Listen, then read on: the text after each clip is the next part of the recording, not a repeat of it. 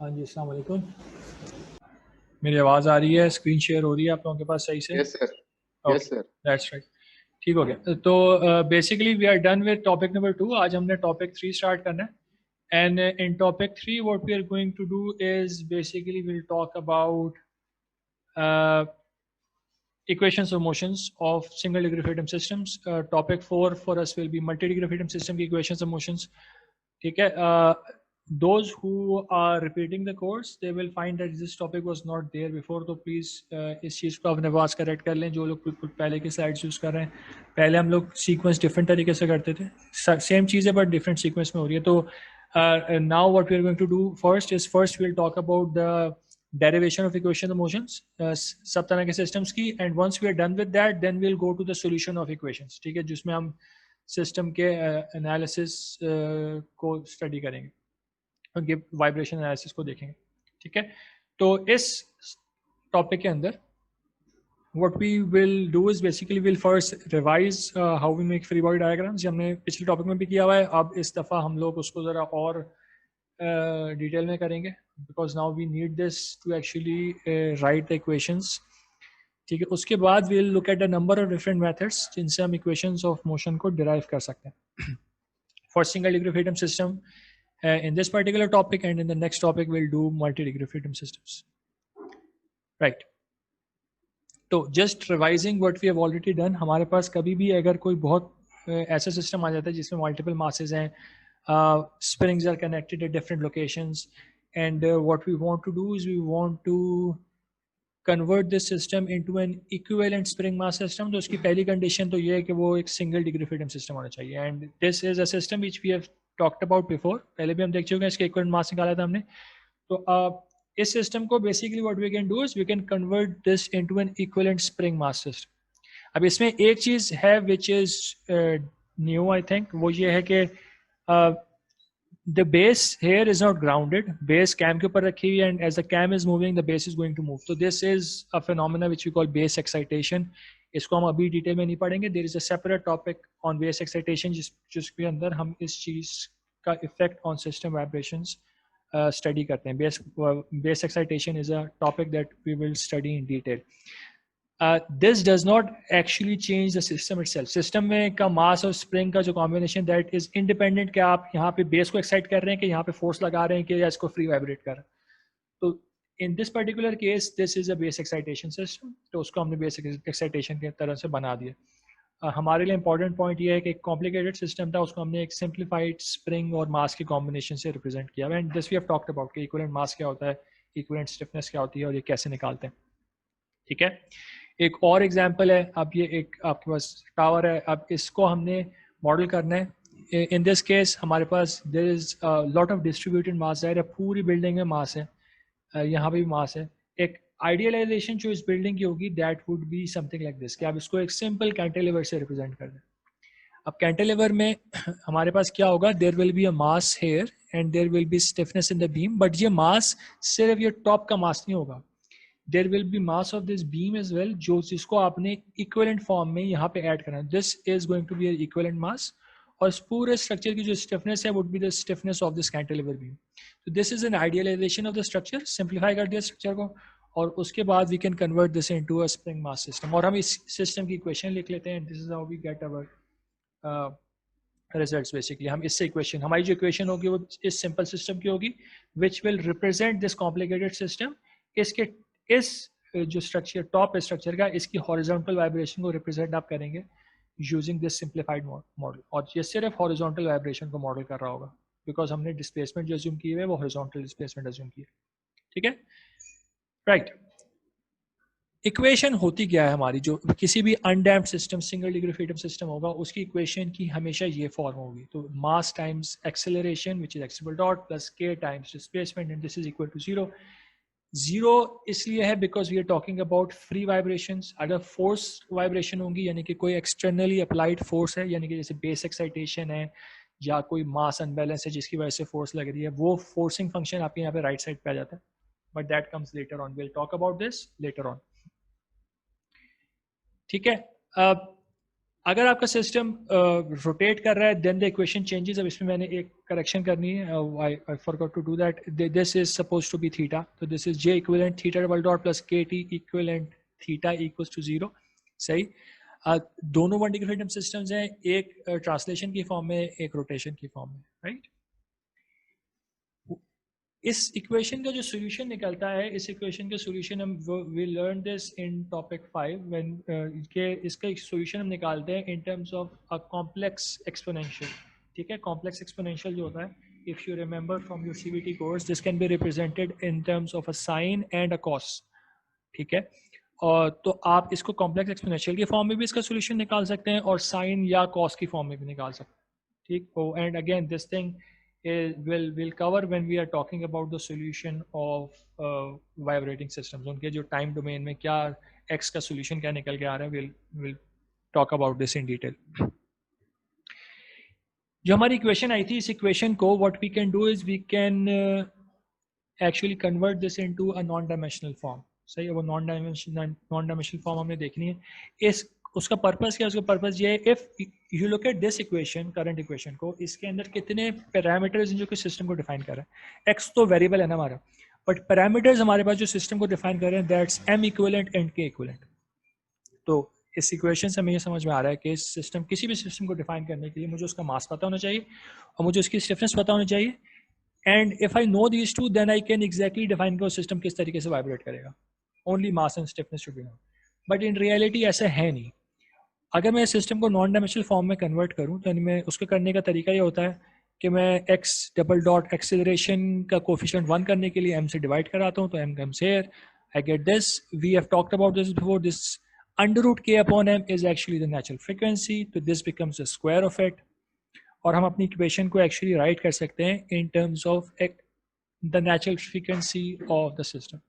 अब इस इक्वेशन के अंदर there is just one parameter which defines an undamped system, omega n. ये एक इम्पॉर्टेंट हमारा यहाँ पे जो रिजल्ट है, इसको फोकस करने की जरूरत है.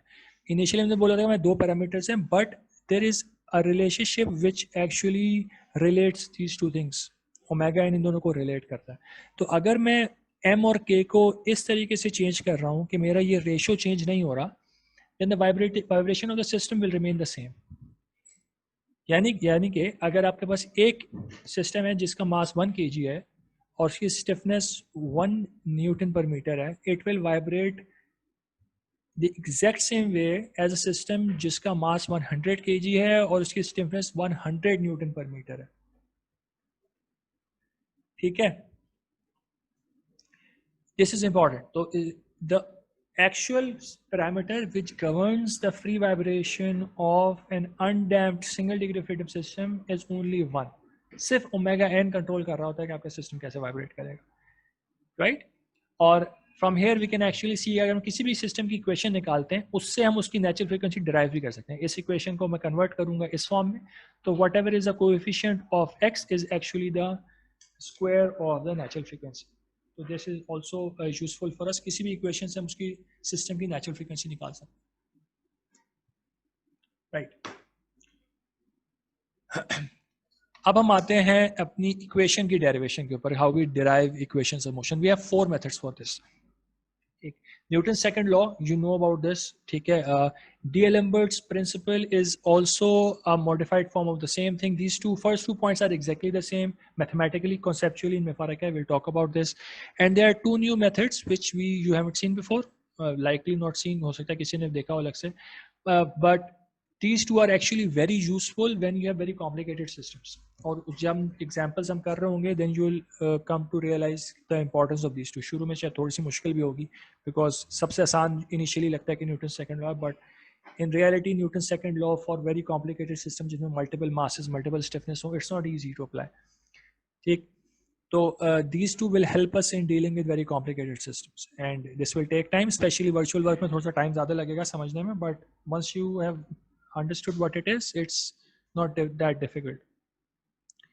तो we'll start with the first one. हम सब methods को बिल्कुल बेसिक तरीके से simple spring mass system पे देखेंगे कि कैसे अप्लाई हो सकते हैं. And once we are done, then we'll talk about more complicated, slightly more complicated example. आज उस एक example लेंगे, उसको चारों methods से solve करेंगे. And in the next class will pick another example जिसको हम मतलब डिफरेंट मेथड से सॉल्व करके देखेंगे. तो न्यूटन सेकंड लॉ अप्लाई करने के लिए what do we need a spring mass system जो किसी एक वेरिएबल की फॉर्म में डिफाइंड हो. तो फॉर एग्जांपल मैं कह सकता हूँ कि मेरा एक स्प्रिंग मास सिस्टम है जो कि x की फॉर्म में डिफाइंड है. तो इसका मेरा वेरिएबल x है. तो this is what the generalize coordinate is. x भी हो सकता है, थीटा भी हो सकता है, x 1 2 3 है उनमें से कोई एक x हो सकता है. तो यू हैव टू नो कि आपका जनरलाइज कोऑर्डिनेट क्या है. यू हैव टू नो कि आपके सिस्टम की इक्विलिब्रियम पोजीशन क्या है, क्योंकि इक्विलिब्रियम पोजीशन के अबाउट वाइब्रेशन हो रही होती है. ठीक, यूजुअली ये दोनों चीज़ें आपको पता होती हैं. यूजुअली ये चीज़ हमें when we are attempting a problem we know these things. किसी आप स्प्रिंग मास सिस्टम को हैंग कर देंगे, it will be at its equilibrium position. तो हम इंपॉर्टेंट पॉइंट ये, आपको डिस्प्लेसमेंट पता होनी चाहिए कि डिस्प्लेसमेंट के टर्म्स में आपने सिस्टम को सॉल्व करना है, और आपकी इक्विलिब्रियम पोजीशन पता होनी चाहिए जिसके अराउंड आप सिस्टम की वाइब्रेशन को स्टडी करें. Once we know these two things, then our work starts. जहाँ तक usually information आपको provided होती है, your job would be to draw the free body diagram. और ये step skip नहीं करिएगा please, because this skipping this step causes a lot of errors, because कोई ना कोई force miss हो जाती है. There are the chances of making errors increase if you miss the free body diagram. सही, तो free body diagram will be a compulsory होगा सारे सवालों में आप लोगों के लिए कि आपने draw करनी है. Once we draw the free body diagram, then we can actually apply Newton's second law or any other method for that matter. आपको virtual work के लिए भी चाहिए होगा ये, आपको Day-Lambert principle के लिए भी चाहिए होगी free body diagram. Once we have drawn the free body diagram, we can then write our equation of motion using any method that we are using at the moment. ठीक हो गया. What is Newton's second law? Newton's second law को हम लोग normally define करते हैं कि summation of all forces equals to mass times the acceleration. This isn't complete. This is a special case of this definition. असल जो Newton's second law है, that is that the rate of change of momentum of a mass is equal to the force acting on it, which basically means कि we are talking about basically rate of change of mass times velocity की बात कर रहा है. सही, this is what Newton's second law is. In our usual cases, what happens is that mass is constant.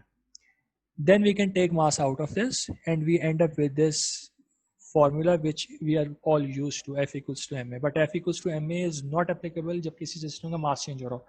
For example किसी system में अगर fuel burn हो रहा है तो मास रिड्यूस हो रहा है, तो उसके लिए एप्लीकेबल नहीं. ठीक है, तो जस्ट रिमेंबर दिस.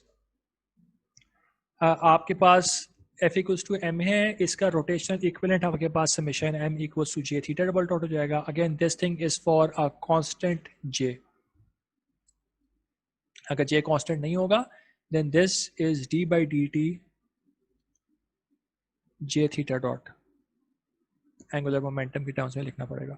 ठीक है, but our usual cases would be when the mass is actually constant, inertia constant होगा. तो हमारे cases में this and this will be applicable basically. सही है, right. एक तो ये वाली चीज़ हो गई. बेसिक सा बिल्कुल वो है. एक एग्जांपल उठाते हैं. क्या एग्जांपल होगी? स्प्रिंग मास सिस्टम में you can probably write this directly, but we just want to go through the steps. Purpose ये, सिस्टम गिवन था, आपने सिस्टम की इक्विलिब्रियम पोजीशन डिफाइन की कि this is the current equilibrium position of the system. ये मैंने identify कर ली. इस पे आई नो कि मैंने x की टर्म्स में लिखना है, तो मेरी positive direction for x dot x double dot सारी राइट की तरफ है. If this moves towards the right, then the spring force is a resistance force which acts towards the left. तो spring force के x आपने draw कर दी. ठीक हो गया.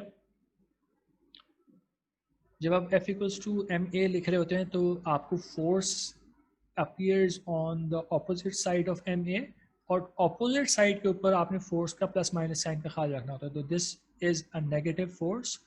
तो on the side opposite to ma या mx डबल डॉट के दूसरी साइड के ऊपर you have to put the correct sign of the force. Again बहुत ही बेसिक सी चीज़ में बता रहा हूँ, but sometimes student make mistakes, तो I am just repeating this. आप के एक्स को दूसरी तरफ ले जाइए, you end up with mx double dot plus k x equals to 0, and this is the basic equation of A spring mass system. ठीक हो गया. इस इक्वेशन को I can convert to that standard form जिसमें मैं x double dot का coefficient को 1 कर रहा हूँ, तो मैंने एम से डिवाइड करा दिया. I can compare it with my non dimensional equation, और non dimensional equation non dimensional नहीं है, इसके पैरामीटर्स नॉन डायमेंशनल हो जाते हैं हमारे. ठीक है, उसके टर्म में I get to that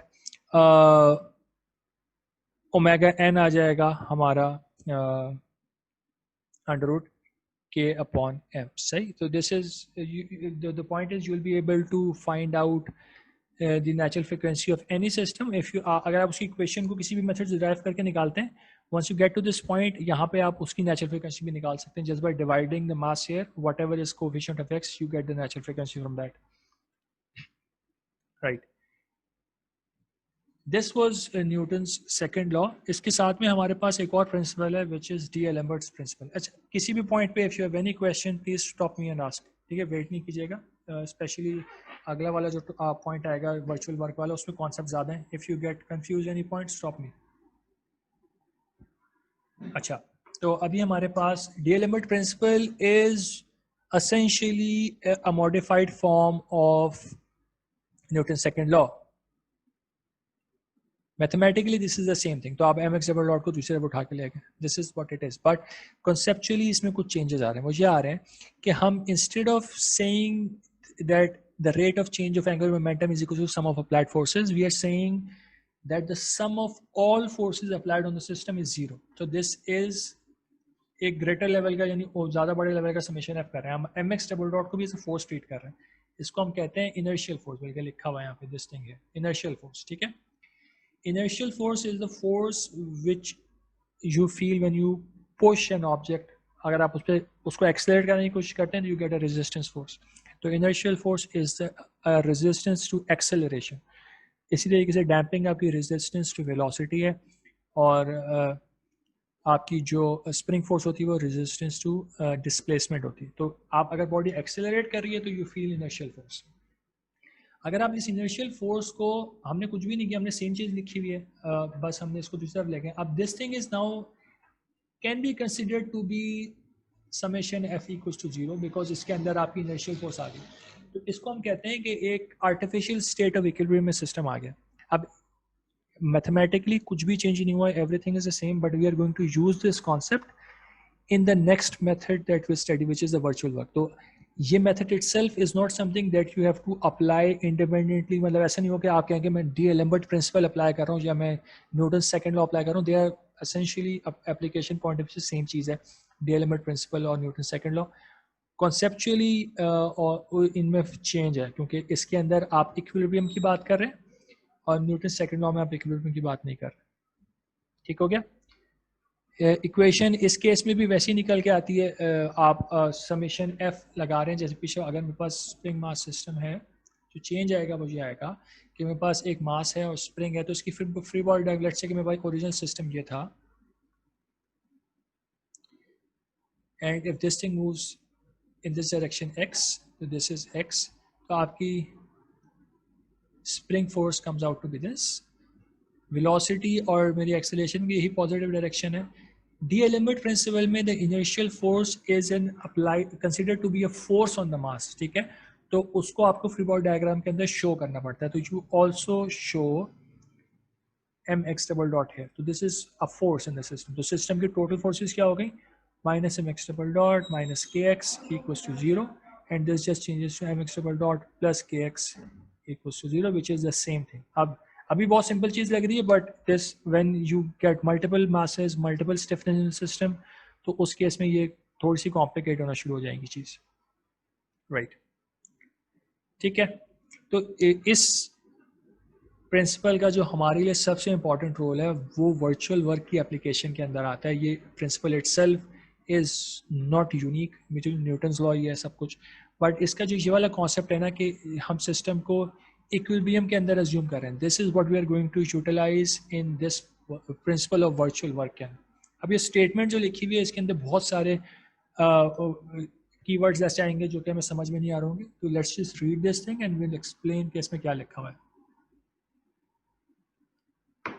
If a system that is in equilibrium under the action of a set of forces is subjected to a virtual displacement, पहला word हमारे पास ये आ गया virtual displacement, we need to talk about this, then the total virtual work done by the forces is zero. The total virtual work. These two concepts we need to actually define what they are. सही. तो again let's just pick our same case, spring mass system को assume कर लेते हैं. तो हमारे पास spring है, mass है. सबसे पहले लेट्स सी कि वर्चुअल वर्क क्या होता है. तो let's before that let's talk about work. तो अगर मैं बोलूं कि मेरा इस सिस्टम पे लेट्स से एक फोर्स एफ भी अप्लाई हो रही है, ठीक है, there is an applied force F, this is x dot, x double dot की पॉजिटिव डायरेक्शन है. तो मेरे पास इसकी फ्री बॉडी डायग्राम क्या बन रही है मास की. तो आई हैव अ मास, इसके ऊपर मेरे पास एक स्प्रिंग फोर्स अप्लाई हो रही है, एक अप्लाइड फोर्स अप्लाई हो रही है. And since we are talking about equilibrium, तो हम लोग बेसिकली डी एलिमेंट प्रिंसिपल की बात कर रहे हैं. तो we also need m x double dot here. सही है, x double dot downward positive था, force is resistance, so it is opposite to x. सही है, तो हम अपनी x dot x double dot को यहाँ पे शो कर देते हैं. अब लेट्स जस्ट से कि मेरा सिस्टम दो स्टेट्स के बीच में मूव कर रहा है, स्टेट 1 टू स्टेट 2 में जा रहा है.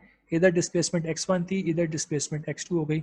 तो how is what is the work done by the force F? Force F जो work कर रहा है, that is F times delta x, force times displacement. तो this is F x2 minus x1, force F का work. और ये positive है because x और F दोनों same direction में.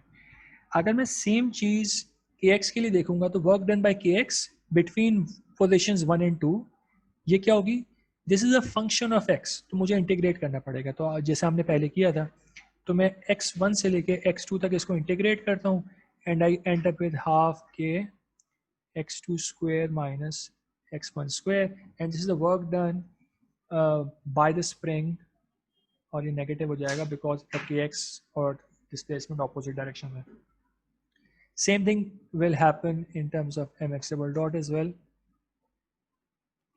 और इसकी इंटीग्रेशन हम नहीं कर सकते because we don't know the k x double dot x की टर्म्स में क्या है. तो we can't integrate this thing right now, but it is going to be there. सही, this is a normal work. आप फोर्स टाइम्स डिस्प्लेसमेंट करते हैं, अगर वेरिएबल फोर्स होती है तो उसको आप इंटीग्रेट कर देते हैं and we find this out.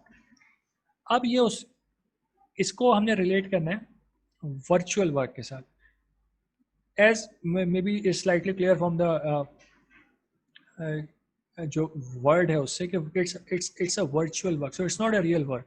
सही, वी आर एज्यूमिंग कि अगर एक सिस्टम एक इन्फिनिटेसिमल बहुत ही छोटी डिस्प्लेसमेंट करे delta x, where delta x is very small close to zero, यानी इसको इस तरीके से कहते हैं कि डेल्टा एक्स की लिमिट लगा रहे हैं हम, डेल्टा एक्स यानी ये वाला डेल्टा एक्स नहीं, delta x tending to zero, very very small. Right.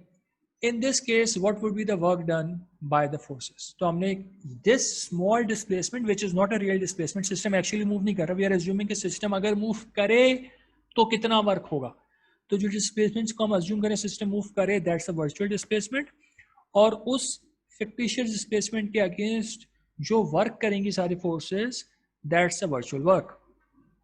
ठीक है, now get this. अब अगर ऐसा होगा तो डिस्प्लेसमेंट मेरी डेल्टा एक्स है, तो मेरी फोर्स एफ का कितना वर्क है? F delta x.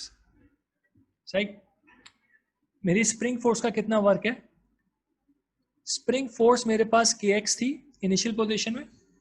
मैं कह रहा हूं कि डेल्टा एक्स बहुत छोटा है, तो spring force this is at position 1, at position 2 मेरी स्प्रिंग फोर्स है k x plus delta x. Initial x position थी, उधर से मैंने डेल्टा एक्स डिस्प्लेस कराया, x plus delta x. We are saying that this thing is very very small. ठीक है, तो force remains the advantage of using virtual work is we can assume that this is so small that this forces remain constant for this infinitesimal displacement. तो हमारी force same है और displacement delta x आ गई. force और displacement opposite direction में है. m की बात कर लें, mx double dot displacement delta x आ गई. तो सारी forces multiplied by a fictitious displacement is called, which is delta x, ये virtual work आ गया सारी forces का. Now this might seem कि एक हम बहुत roundabout चीज कर रहे हैं, but this will actually help us a lot when we get to very complicated systems. सही, तो उसका हमें एडवांटेज वहां पे नजर आना शुरू होगा. तो राइट नाउ सिस्टम बहुत सिंप्लीफाइड है. यू से कि this doesn't really make sense, ये जो हम एक्स्ट्रा एफर्ट कर रहे हैं, but this learn it here with simple systems. You will be at advantage when you dealing with very complicated systems. तो अब जो हमने बात की थी एग्जैक्टली ये चीज़ जो है ना यहाँ पे ड्रॉन भी है इनफैक्ट, तो वो लेकिन वो बस उन्होंने उसको हॉरिजॉन्टल करके ड्रॉ किया हुआ है. तो let's just see what is there. Right, तो एक सिस्टम आपके पास है. हमने कहा सिस्टम यहाँ पे अनडिफॉर्म स्टेट में था, दिस इज इक्वल टू 0, उसको डिस्प्लेस किया x तक, यहाँ पे आ गए. इस पॉइंट पे सिस्टम में फोर्स कितनी है, kx है, यहाँ पे शोन भी है. ठीक है, डीएलेम्बर्ट प्रिंसिपल अप्लाई हो रहा है, तो आपने इनर्शियल फोर्स भी शो करा दी. ये याद रखिएगा वर्चुअल वर्क में हमेशा मेथड में हमें सारी मासेस के ऊपर जो इनर्शियल फोर्सेस अप्लाई होती हैं वो सब शो करानी होगी. तो this is an important step which you can't miss. हर मास की इनर्शियल फोर्स हमें शो करनी पड़ेगी, या इनर्शियल अगर रोटेशन हो रही तो इनर्शियल मोमेंट. अच्छा, अब तो if this is the case, हमारे पास दो फोर्सेज है, इसमें कोई एक्सटर्नल फोर्स नहीं है, जैसे हमने यहाँ पे एक एडिशनल फोर्स ली हुई थी, ये नहीं है. एक हमारे पास स्प्रिंग की फोर्स है, एक हमारे पास इनर्शियल फोर्स है. इन दोनों का virtual work simply kx times delta x और mx double dot times delta x. Minus sign is just showing कि आपकी डिस्प्लेसमेंट ऑफ फोर्स की डायरेक्शन ऑपोजिट. ठीक, ये तो चीज हो गई कि वर्चुअल डिस्प्लेसमेंट क्या होती है. It's just a fictitious displacement. Virtual work is the work done by the forces for this virtual displacement. ठीक है, how do we get the equation of motion? The equation comes work done, the total virtual work done by the forces will be 0, which means अगर आप अपने system की सारी forces का virtual work निकाल लें and you just add them up, the total virtual work can be considered to be 0. This is what we are saying. अभी सिर्फ दो टर्म्स आ रही हैं, there can be like 8 or 9 terms here. अब सब का टोटल जो है 0 होगा. इस चीज को 0 करने के लिए what is the possibility? उसके लिए हम ये कर सकते हैं, we can take delta x common. Now this thing can be 0 two ways. Either delta x is 0 or minus mx double dot minus kx is 0. ठीक, इफ यू रिमेंबर आपने जब डिफरेंशियल इक्वेशंस का कोर्स पढ़ा होगा, काफी पहले पढ़ा था, बट उसमें हम लोग जब डिफरेंशियल इक्वेशन सोल्यूशन निकालते थे, we used to get to solution, दो तरह के सॉल्यूशन निकालते थे. एक पर्टिकुलर सॉल्यूशन होता था, एक जनरल सॉल्यूशन होता था. इस केस में भी दो सॉल्यूशंस निकाल रहे हैं. This is a particular solution. अगर मैं कह दूं कि डेल्टा एक्स इज ऑलवेज 0, इसका मतलब ये है कि कोई वर्चुअल डिस्प्लेसमेंट नहीं है, इसका मतलब कोई वर्चुअल वर्क नहीं है. तो this entire thing, of course this is 0 and this is 0, तो इनका सम भी 0 होगा. तो this is a particular solution कि कोई वर्चुअल वर्क है ही नहीं किसी भी फोर्स का. तो this is not the general case. हम तो कह रहे हैं कि वर्चुअल डिस्प्लेसमेंट है, तो हमारे केस में this can not B 0. So what ever is left is 0. तो whatever is left is actually giving us the equation we need, which is mx double dot plus kx equals to 0. अब again मुझे इसमें यहाँ पे बहुत सारे students का ये क्वेश्चन आता है कि why did we do this, because ये तो वही चीज़ हमने दोबारा घुमा के लिख दी. हम अगर 4 मेथड से सेम सिस्टम की इक्वेशन निकालेंगे तो हर दफ़ा सेम ही रिजल्ट आएगा, बिकॉज इक्वेशन तो सेम है ना. For we just want to learn methods जिनसे काम जल्दी सॉल्व हो सके. न्यूटन सेकंड लॉ प्रॉब्ली काफ़ी देर लगा रहा होगा, तो हम ऐसे मेथड ढूंढ रहे हैं जो कि काम को जल्दी कर सके. राइट. तो फाइनल हमारे पास जो मेथड है, विच इज अगेन, ये मेथड यूजुअली लोगों को बहुत सिंपल लगता है, बहुत डायरेक्ट मेथड है. It attracts a lot of मतलब स्टूडेंट्स के यही इसी मेथड यूज कर लें. इसकी लिमिटेशन है कि डैम्पिंग में नहीं अप्लाई हो सकता, but for undamped system this is actually very easy to use.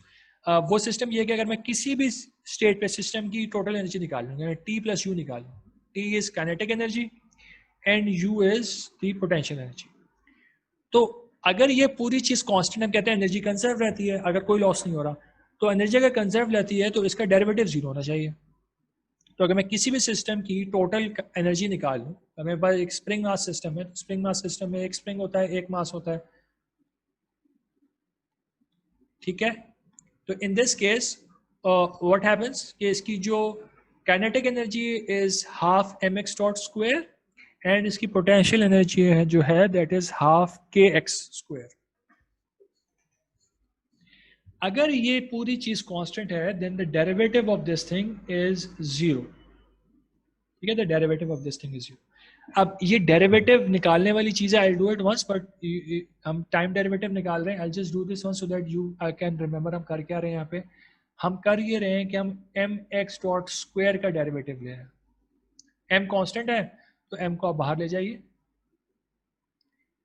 X dot square को टाइम डेरिवेटिव लेने के लिए मुझे चेन रूल लगाना पड़ेगा. तो मैं कह रहा हूँ एम, पहले मैं स्क्वायर का डेरिवेटिव ले रहा हूँ, फिर मैं अंदर वाले वेरिएबल एक्स डॉट का डेरिवेटिव ले रहा हूँ. सेम थिंग जब मैं इधर करूंगा तो जब मैं के एक्स स्क्वायर का डेरिवेटिव ले रहा हूँ तो पहले मैं स्क्वायर का डेरिवेटिव ले रहा हूँ, फिर मैं एक्स का डेरिवेटिव ले रहा हूँ. ये तो चेन रूल लग रहा है, सही है ना. तो यहाँ पे भी कुछ सिमिलर लॉजिक अप्लाई होगी जनरल और पर्टिकुलर सॉल्यूशन वाली. अब वो क्या है, अब यहाँ पे देखें आपके पास इसको मैं अगर एक्स डॉट कॉमन ले लूँ तो मेरे पास क्या रिजल्ट आएगा, m x double dot plus k x dot equals to zero. This can be zero when either x dot is zero या फिर ये पैरेंथेसिस जीरो. अगर एक्स डॉट जीरो है इसका मतलब है सिस्टम में कोई वाइब्रेशन नहीं है. ठीक है, there is no vibration in system and therefore the system does not have any energy and the conservation of energy principle is satisfied. तो x dot equals to zero is a particular solution for us, because इसका तो मतलब ये है कि आपका कुछ भी सिस्टम में वाइब्रेशन है ही नहीं. तो हम इसकी तो बात नहीं कर रहे, we are talking about vibration system, तो this is not correct for us. तो whatever is left is zero, तो m x double dot plus k x equals to zero. ठीक है, तो ये बहुत बेसिक हमने जो एक केस उठा के उससे हमने अपनी एग्जाम्पल्स को देख लिया कि अपने सारे मेथड्स को देख लिया कि एक्चुअली अप्लाई होता कैसे. But I know a lot of students will have question at this point कि ये तो बहुत कॉम्प्लिकेटेड मेथड्स है, बहुत सिंपल सी एग्जांपल थी. So for that we have example जिसमें कुछ चेंजेस, कुछ थोड़ी सी इंक्रीज हो जाएगी डिफिकल्टी. इसमें भी in fact it won't be that difficult, but you'll be able to actually appreciate the methods more. सही, तुम्हारे पास है क्या, एक बार है, उस बार वो बार रोटेट कर रहा है थीटा एंटी क्लॉकवाइज डायरेक्शन में, थीटा पॉजिटिव है, और दो स्प्रिंग लगे हुए हैं at two different heights L1 and L2, K1 and K2 springs लगे हुए हैं. टोटल बार की हाइट जो है वो L है. हमें सिस्टम को की इक्वेशन ऑफ मोशन डेवलप करनी है थीटा के टर्म्स में. यहाँ पे मेंशन नहीं है but we want the equation to be in terms of theta. उन्होंने वेरिएबल यहाँ पे शो कर दिया ना, तो यूजुअली अगर लिखा हुआ नहीं है कि सिस्टम में कुछ वेरिएबल के फॉर्म में लिखना है लेकिन सिर्फ एक वेरिएबल शोन है, तो इसका मतलब ये होता है कि इसी की टर्म्स में आपको रिक्वायर्ड है. तो हम थीटा की टर्म्स में निकालना चाह रहे हैं अपनी इक्वेशन मोशन. यानी मुझे I would get something at the end of the day, I need something like this, J equivalent theta double dot plus KT equivalent theta equals to 0. This is what I want at the end. अब KT equivalent क्या होगा, J equivalent क्या होगा, we don't know at this point, right? You can solve this equation by our old methods. हम अपने topic 2 में जिसमें हम J equivalent और K equivalent निकालने का तरीका जो हमारा था, हम वो तरीके से यानी पोटेंशियल एनर्जी, काइनेटिक एनर्जी से उधर से इक्विवेलेंट टर्म्स निकाल के इधर फिट कर दें, आपकी इक्वेशन सही निकल के आ जाएगी. तो जस्ट रिमेंबर कि वो जो हमने इक्विवेलेंट मास, इनर्शिया या फिर टॉर्जनल और ट्रांसलेशन स्प्रिंग्स या डैम्पिंग निकाले थे, that fits in this equation, directly लग सकते हैं. But that is a longer method. अगर आप इक्वेशन से वाले मेथड सॉल्व करेंगे तो जल्दी काम हो जाएगा. हमें ये एक्चुअली रिक्वायर्ड है and we want to apply all 4 of our methods to actually see के क्या आंसर आ रहा है. सही, उसको करने के लिए सबसे पहले देख लेंगे सिस्टम में अंदर क्या क्या डिस्प्लेसमेंट्स इंपॉर्टेंट है. वो काम यहाँ पे भी करना है. काइनेमेटिक रिलेशनशिप्स हमें यहाँ पे भी चाहिए. इस सिस्टम के अंदर if this theta rotates like this, her point की अपनी डिस्प्लेसमेंट होगी ना एक्स की टर्म्स में. हमारे इंपॉर्टेंट पॉइंट्स क्या है, ए और बी. तो पॉइंट ए की कोई डिस्प्लेसमेंट होगी, मैं उसको राइट साइड पे शो कर देता हूँ बिकॉज लेफ्ट साइड पे स्प्रिंग है. नॉर्मली हमें शो ऐसे करना चाहिए बिकॉज टेल को हम पॉइंट पे ड्रॉ करते हैं, बट मैंने यहाँ पे ड्रॉ किया because there was a spring है. This is x1, this is also x1 dot, this is x1 double dot. इस पॉइंट की displacement is x2, velocity x2 dot and acceleration is x2 double dot. सही. If X are directed towards the left, then the reaction forces of the spring are directed towards the right. So this is K2 X2 and this is K1 X1. ये चीज हमने यहाँ पे actually सही से draw भी कर दी. ठीक हो गया. पहला मेथड हमारा न्यूटन सेकंड लॉ है. न्यूटन सेकंड लॉ रोटेशन के अंदर it's J theta double dot equals to summation M of the system. J system का रोटेशन सेंटर रोटेशन के अबाउट मोमेंट ऑफ इनर्शिया है. जे गिवन है, हमने जे theta double dot लिख दिया because this is what Newton second law is. और जितनी भी अप्लाइड फोर्सेस हैं उनका हमें मोमेंट लिखना है. तो मोमेंट किन फोर्सेस का है? हमारे पास दो फोर्सेस हैं, इनका मोमेंट. मोमेंट होता है force times the momentum. K1 X1 का मोमेंटम L1 है, K2 X2 का मोमेंटम L2 है. सही है. Moment of the forces are in clockwise direction which is opposite to theta. So दोनों मोमेंट हमारे पास नेगेटिव होंगे. तो both the moments are negative. तो force times the momentum, force times the momentum. ठीक है. K1 X1 L1, K2 X2 L2. यहाँ पे भी सेम काम करना है. मल्टीपल डिस्प्लेसमेंट्स आ रही है, सारी डिस्प्लेसमेंट्स को आप एक फॉर्म में लेके जाएं. आप थीटा की टर्म्स में इक्वेशन चाह रहे हैं, आप सब कुछ थीटा के टर्म्स में कन्वर्ट कर दें. x1 हमारे पास कितना है? x1 is theta L1 and x2 is theta L2. Replace that there. L1 theta L2 theta replace करा दिया आपने सिस्टम में से. इसमें आप कॉमन ले लीजिए.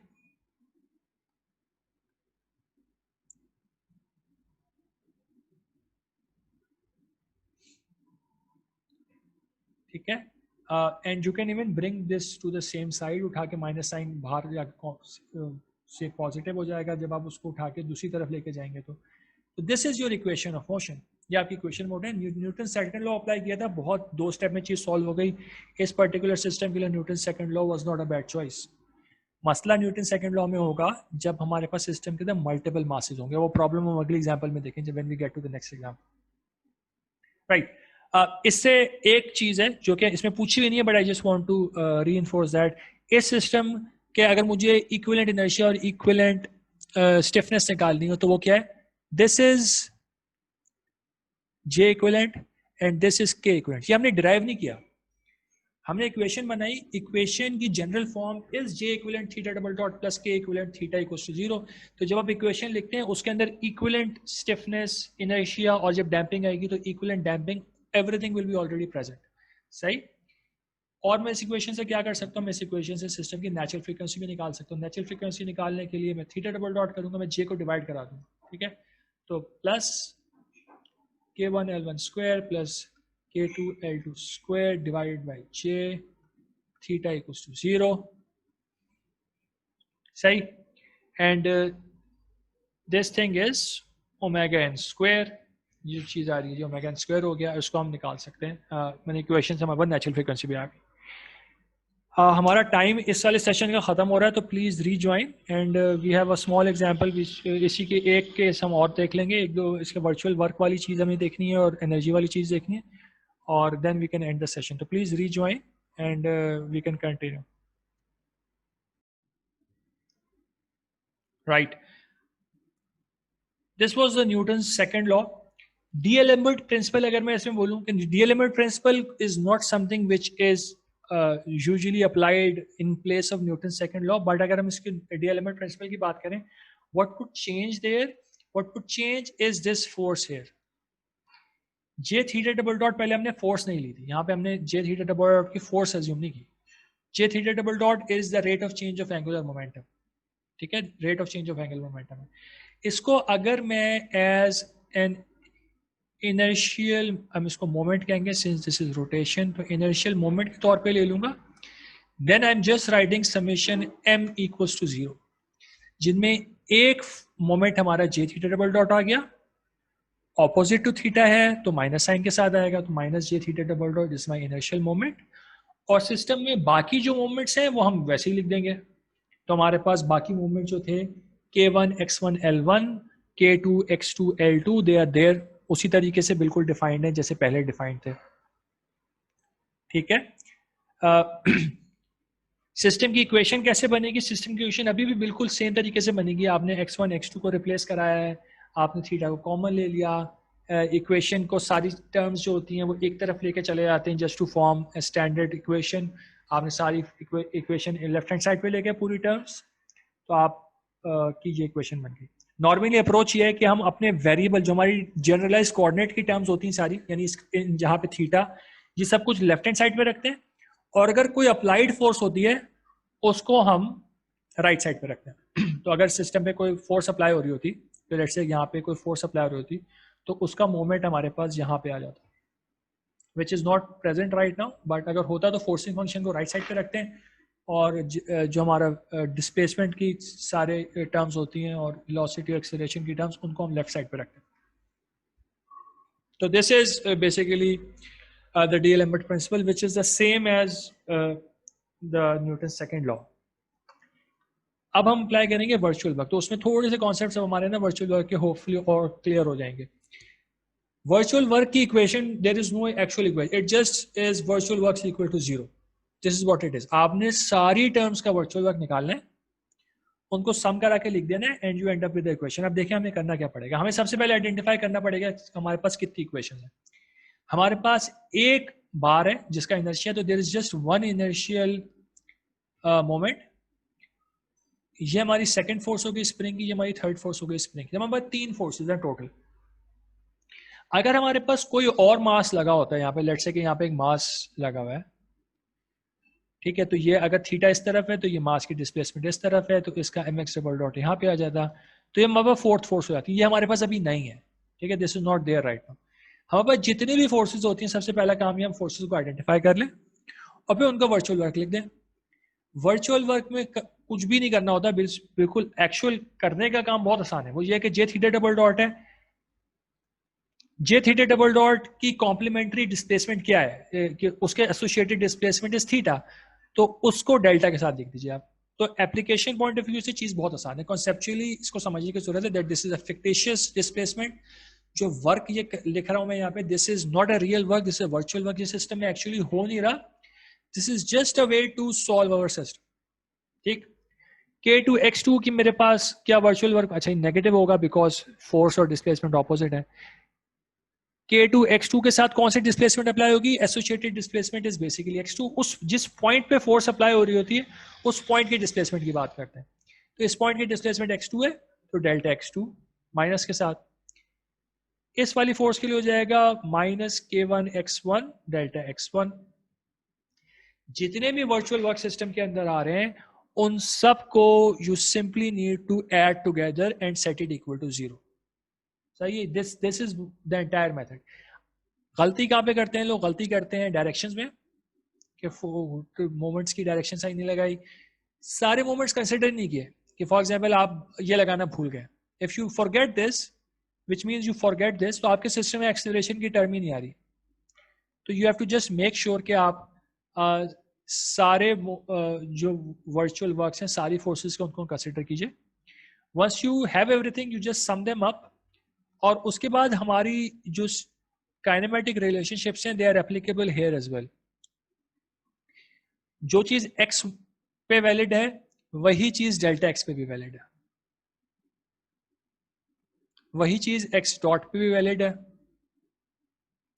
वही चीज x डबल डॉट पे भी वैलिड है, ठीक है। तो हमारे पास अभी x और x डेल्टा x आ रहा है, तो जब मुझे सब कुछ एक वेरिएबल के फॉर्म में कन्वर्ट करना है तो I can convert everything into theta, because theta के टर्म्स में मुझे इक्वेशन चाहिए। तो I just need to replace x1 and delta x1। तो x1 की जगह पे L1 थीटा आ जाएगा और x1 डेल्टा x1 की जगह पे L1 डेल्टा थीटा 1 आ जाएगा। x1 ये आ गया मेरे पास, डेल्टा x1 ये आ गया मेरे पास। सिमिलरली x2 रिप्लेस करा दिया, डेल्टा x2 रिप्लेस करा दिया। सिस्टम में से डेल्टा थीटा कॉमन लेंगे हम, तो हम डेल्टा थीटा कॉमन ले लेते हैं, तो we have J theta double dot minus K1 L1 square, 2 दफा L1 आ रहा था, theta minus K2 L2 square theta, everything multiplied by delta theta equals to 0। Delta theta can not be equals to 0 generally, therefore everything else is 0. So that's the basic idea, right? तो everything else is 0, which basically gives us j theta double dot plus k1 L1 square plus k2 L2 square times theta equals to 0, which is the same equation जो हमने पहले निकाली थी. ठीक है, तो ये रियलाइज करें कि कोई भी मेथड यूज करेंगे that will not change your and result. अगर आपने किसी भी मेथड को, चाहे वो कॉम्प्लिकेटेड हो या सिंपल हो, चाहे उसमें ज्यादा टाइम लगे कम टाइम लगे, एंड रिजल्ट सबका सेम आना चाहिए. अदरवाइज वो तो सिस्टम ही चेंज हो गया ना अगर इक्वेशन चेंज हुई. तो if two of you have used two different methods to get the result has to be the same, right. इसका हमारे पास एनर्जी वाला भी चीज है, but I am not going to get into that. अभी मैं क्या करूंगा, क्लोज करने से पहले just want to show you the benefits of this method. So let's assume कि मेरे पास यहाँ पे एक एडिशनल मास भी लगा होता. ठीक है, तो इसकी डिस्प्लेसमेंट x है, वेलोसिटी x डॉट है, एक्सेलरेशन x डबल डॉट है, कोई स्प्रिंग नहीं लगा हुआ, तो जस्ट इस मास की एक inertial force mx double dot मेरे पास आ रही है, opposite to x double dot resistance होती है ये. अगर मेरे पास ये चीज होती तो how would my system actually change. Virtual work की इक्वेशन में कैसी चेंज होती, सिर्फ यहाँ पे mx डबल डॉट का वर्क मेरे पास ऐड हो जाता, दैट्स इट, माइनस साइन के साथ. This is the only change that you would have had. x is equals to L theta, which means delta x is equals to L delta theta. तो हमारे पास ये वाली जो term है that would have become m delta x की जगह, अच्छा इसमें हम एक्स डबल डॉट भी है, तो x double dot is equals to L theta double dot M L theta double dot multiplied by L delta theta. ये मेरी टर्म आ गई ये वाली. बाकी प्रोसीजर बिल्कुल सेम है, आप करके देखिए. What you would find is कि आपके पास यहाँ पे एक एम एल स्क्वायर की टर्म आ जाएगी. This is the only change you are going to get. अगर आप इस सेम काम को न्यूटन सेकंड लॉ से करना चाह रहे हैं, then this becomes more difficult, because आप कैसे एक इक्वेशन के अंदर दो मासेस को कंसीडर करेंगे, आप नहीं कर सकते. आपको दोनों मासेस को इंडिपेंडेंटली कंसीडर करना है. आपको m x double dot is equal to summation f की इक्वेशन भी लिखनी है, और J theta double dot equals to summation n की इक्वेशन भी लिखनी है. Then you have to merge these two together एक किसी कॉमन फोर्स के लिए. तो इस लिंक की जो फोर्स है ये दोनों में सेम होगी, तो इसके थ्रू आपको दोनों को ऐड कराना पड़ता है. Will do this. मैं सिर्फ अभी आपको सिग्निफिकेंस बता रहा हूं अपने वर्चुअल वर्क प्रिंसिपल की. हम ये कैसे करते हैं फोर्स कॉमन करके, ये पूरी चीज अगली एग्जाम्पल में है, हुई हुई है पूरी. Will do this in the next class. But यहाँ पे हमें जब भी सिस्टम के अंदर मल्टीपल मासेज आ जाएंगे, तो आपको फिर वर्चुअल वर्क मेथड और एनर्जी मेथड इनका एडवांटेज नजर आना शुरू हो जाएगा, बिकॉज फिर आप सिंगल इक्वेशन से डायरेक्टली काम कर सकते हैं. अगर आपके पास मल्टीपल मासेस नहीं है and you are applying Newton second law, you are still good, आप आराम से कर सकते हैं. करीब करीब सेम काम ही होता है.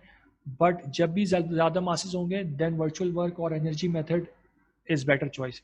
और अगर डैम्पिंग है सिस्टम में, तो एनर्जी मेथड अप्लाई नहीं हो सकता. Then the only option you have is the principle of virtual work. तो इस मेथड को छोड़ना नहीं है. इनिशियली स्टूडेंट्स की एजम्पशन होती है कि 4 मेथड है, एक मेथड कर लेंगे, न्यूटन सेकंड लॉ वही सब जगह अप्लाई करते रहेंगे. You get something complicated, it's not that easy to do. For example ये सवाल आएगा, इसके अंदर 2 मासेस है. अभी मैंने इस सवाल को मैंने यहाँ पे सॉल्व किया हुआ है, तो I had to actually find equation for the mass, the equation for the आपका ये बेसिकली रैक है, ये पिनियन है, और यहाँ पे बीच पे फ्रिक्शन फोर्स आ रही है, जिनके थ्रू मैंने सिस्टम को मर्ज कराया, पूरा एक इक्वेशन बनवाई. तो that is not always easy to do. सही, तो इसीलिए ये आपके जो वाला मेथड है, इसको जरा सही से फोकस करके करें, and will repeat this several times ताकि ये चीज रेनफोर्स हो जाए. अभी I am done with this. Energy वाला मेथड में आज नहीं करा रहा, तो if you have any questions please ask. कोई भी चीज हो पूछने की तो बेटा पूछ लो. नहीं है? अच्छा, एक चीज और है, विच इज कि आप लोग just look out for any changes to the time table because of an increase in the COVID cases. There is a possibility, and I repeat, it's a possibility, अभी तक कोई अप्रूवल नहीं हुआ कि आपकी 2 क्लासेस ऑनलाइन हो जाए. ठीक है, and this is still in progress. Will try to optimize it maximum, कि आप लोगों का कम से कम यूनिवर्सिटी मतलब कि क्लासेस का स्केड्यूल बहुत जितना ऑप्टिमाइज हो सकता है होता रहे. आप लोगों की जो ऑन कैंपस क्लासेस होंगी, एक क्लास होगी and that would be split into 2 sections of 20, मतलब कि जो आपके सब सेक्शन लैब के लिए बनते हैं उसी तरीके से स्प्लिट हो जाएगा, because number students that can be seated in the class has to reduce. This is still under process, so just look out over the weekend. अगर कोई भी change Monday से हो रहा है तो that would most likely be announced to you through Facebook or something. So just look out for that. I just wanted to give you a heads up. Baki, any other question you have, you can ask me.